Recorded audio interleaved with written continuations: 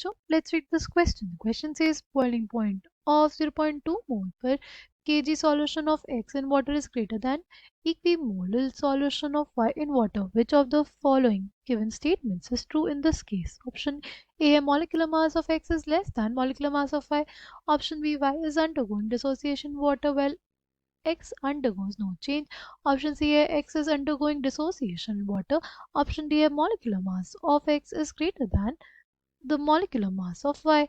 Key concept for this question is elevation and boiling point. ये जो elevation and boiling point होता है ये हमारे पास क्या होता है, एक colligative property होती है, राइट? colligative property होती है, तो इसके लिए ये डिपेंड करती है नंबर ऑफ पार्टिकल्स पे, ना कि नेचर ऑफ पार्टिकल्स पे. क्या देखते हैं, delta T B is equals to K B यानी molal elevation constant into molality into I which is the van't Hoff factor.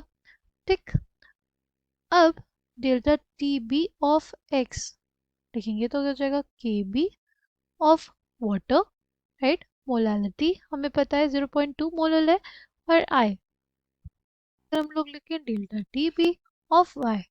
ठीक, वो आ जाएगा K B of the solvent into molality into i. ठीक है, अगर दोनों को कंपेयर करें, देखो के बी तो दोनों का सेम होगा, राइट? मोलालिटी भी दोनों की सेम होगी.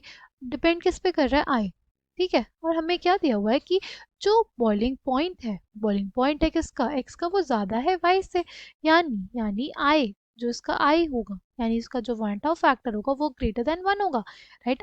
जो एक्स है उसके लिए, एक्स के लिए want of factor is greater than 1, यानी जब want of factor greater than 1 होता है, इसका मतलब क्या होता है, इसका मतलब होता है कि एक्स का क्या हो रहा है, डिसोसिएशन हो रहा है.